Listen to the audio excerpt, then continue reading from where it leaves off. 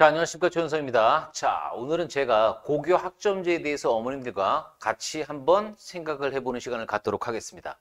현재 중학교 3학년 예비 고1 학부모님이시면요.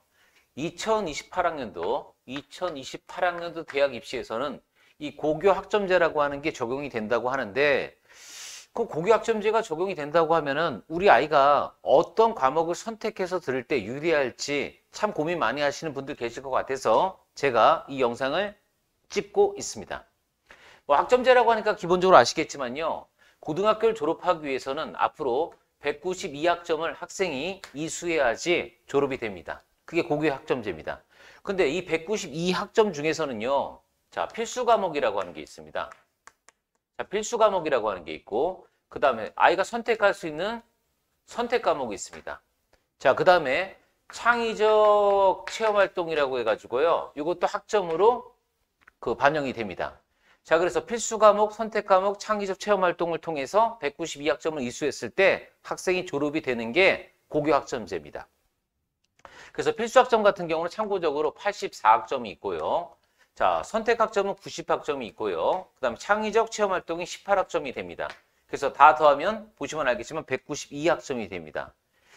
자, 제일 고민이 많이 되시는 부분은 이거죠. 그럼 선택 과목을 무엇을 선택해야 우리 아이가 대학 입시에서 유리한 지점을 선점할 수 있을까가 어머니들 고민이 되신다는 건 저도 알고 있습니다.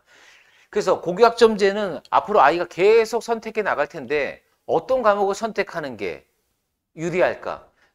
자, 어머님은 어떤 과목을 선택하라고 아이한테 얘기해 줘야 될까가 고민이 크실 것 같아서 제가 이 영상을 찍는 건데 사실 결론만 미리 말씀드리자면은 크게 고민할 일이 없으실 것 같습니다.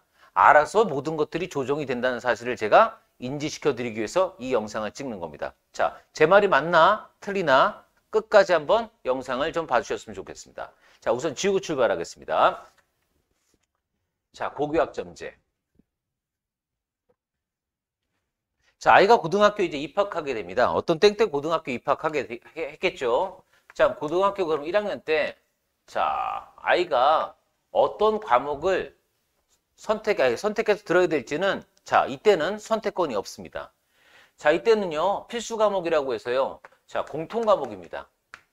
공통 과목. 자, 고등학교 1학년 학생이 공통 과목을 무조건 다 들어야 됩니다. 자, 국어, 영어, 수학, 과학 다 정해져 있습니다. 그래서 그냥 과학 같은 경우는 통합과학 들어야 되고요. 사회 같은 경우는 뭐 통합사회 들어가야 되는 건 다 알고 계실 거고, 수학 같은 경우는 공통수학 1, 2 이렇게 들어가야 된다는 거 다 알고 계실 겁니다.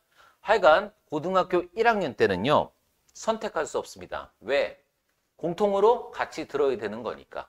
대신 좋은 점도 있습니다. 자, 이렇게 되면은요. 선택권이 없기 때문에 그렇죠. 수강자 수가 그렇죠. 많겠죠. 전부 다. 학생들 전부 다 들으니까.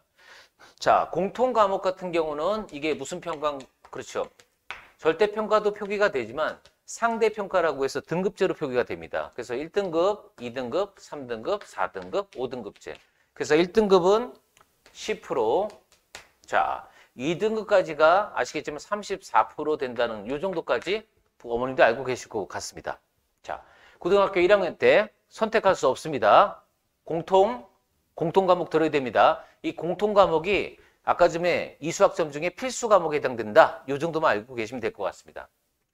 자, 근데 이제 하다가 아이가 나중에 1학기 기말고사 후에는 학교에서 이제 조사를 합니다. 너 2학년 때 어떤 과목 들을 거야? 이렇게 조사를 하게 됩니다. 자, 그래서 아이들이 수강 신청하겠죠.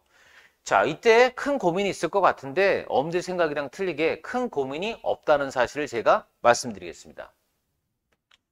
왜냐면은요, 고등학교 2학년 때, 자, 선택 과목이라고 하는 게 있는데, 선택 과목이 세 가지가 있습니다. 일반 선택 과목이라고 하는 게 있고요. 진로 선택 과목이라고 하는 게 있고요. 그 다음에 융합 선택 과목이라고 하는 게 있는데, 보통 고등학교 2학년 때는 자, 일반 선택 과목이 주로 많이 들어갈 것 같습니다. 왜 그러냐고요? 자, 일반 선택 과목에서 자, 국어, 수학, 영어. 예를 들어서 국어 같은 경우는 화법과 언어, 독서와 작문, 수학 같은 경우는요, 뭐 대수, 확률과 통계, 영어 같은 경우는 영어 1, 2 이런 것들이 전부 다 그렇죠. 수능의 출제 범위가 되기 때문에 아이는 수능 볼 거 아닙니까? 그래서 국영수 일반 선택 과목 무조건 정해집니다. 자, 좋은 겁니다. 왜? 인원수가 확보돼야지 이것도 내신 확보 편하니까. 하여간 고등학교 2학년 때 일반 선택에서 국어, 수학, 영어 가지고 고민할 일은 전혀 없다. 그 정도 알아주셨으면 좋겠고요. 그 다음에 이제 사회 과목이랑 과학 과목이 있는데, 자, 여기서는 뭐 이런 게 하나 있습니다. 사회 과목은 없는데 과학 과목 같은 경우는요, 권장이수 과목이라고 하는 게 있습니다. 권장이수 과목. 자, 이거는 당연히 대학이 지정합니다. 자, 우리 대학을 오기 위해서는 과학 과목 중에서 물리학을 좀 했으면 좋겠어. 자, 우리 학교를 오기 위해서, 우리 학교 무슨 과를 오기 위해서는 뭐 생명과학을 했으면 좋겠어. 이런 식으로요. 자, 대학이 권장 이수 과목, 자, 사회는 없지만 과학이 있기 때문에, 자, 공부 좀 한다는 이과생 같은 경우는 어차피 대학 이수 과목에 맞춰가지고 선택 과목을 설정할 수밖에 없다. 이렇게 보시면 될 것 같습니다. 그래서 2학년 때 선택하는 대부분의 선택 과목은 일반 선택 과목인데, 자, 수능에 맞춰서 아니면 대학에 맞춰서 선택해 줄 수밖에 없다. 이 정도만 알고 계셨으면 좋겠습니다. 마찬가지로 이제 2학년 1학기 기말고사가 끝나면은요, 자, 고등학교 3학년 때 배울 과목을 또 선택하게 되는데, 자, 고등학교 3학년 때 배울 과목을 이제 선택하게 됩니다. 자, 그런데 이제 진로 선택이라고 하는 게 있고요, 융합 선택이라고 하는 게 있는데, 자, 융합 선택은 참고적으로요, 요거는 그 절대평가입니다. 그래서 성취도 평가이기 때문에 하여간 고3 때 몇 과목을 섞는 거 뭐 이런 쪽으로 아마 고등학교가 갈 거고요. 이 진로 선택 과목이라고 하는 게 상당히 여러 과목이 있습니다. 일반 선택 과목에 비해서 진로 선택 과목이 각 과목당 과목 수가 무진장 많습니다. 그래서 이걸 몇 학년 때 조사한다고요? 2학년 기말고사 끝난 다음에 조사를 합니다. 자, 그런데 이 진로 선택 과목은 3학년 때 대부분 배울 건데, 자, 어떤 일이 생기냐면요. 자, 이렇게 한번 할게요. A 과목, B 과목, C 과목, D 과목, E 과목, 뭐 기타. 근데 A 과목은 3명이 선택했다고 합시다. 어떤 과목을, 특정 과목을. 어떤 과목은 50명이 선택했다고 칩시다. 자, 어떤 C 과목은 150명이 선택을 했다고 칩시다. 글씨 좀 예쁘게 쓸게요. 150명이 선택을 했습니다. 자, 요거는 10명이 선택했다고 칩시다. 자, 고등학교 3학년 때 선택하는 진로 선택 과목도 마찬가지로 등급이 들어갑니다. 등급. 자, 그럼 아이가 2학년 때까지 내신 성적 관리를 잘 해놨다고 치면은요, 3학년 때 물론 권장 이수 과목도 중요하겠지만 이 내신 확보라고 하는 것도 중요하지 않겠습니까? 그럼 당연히 이런 과목은 살아남을 거고요. 이런 과목 선택하는데 이거 환장하겠네요. 1등급이 한 명밖에 안 나오니까. 그럼 여러 과목들이 있는데 인원수 많은 과목으로 어떻게 될까? 인원수 많은 과목으로 학교에서, 조장해서 과목 수를 축소해 가지고 학생 수를, 수강자 수를 확보해서, 그렇죠, 상대평가에 따른 불이익을 만들지 않으려고 노력할 것 같습니다.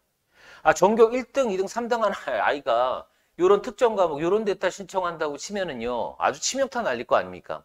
이해 가시죠? 자, 고등학교 1학년 정리하겠습니다.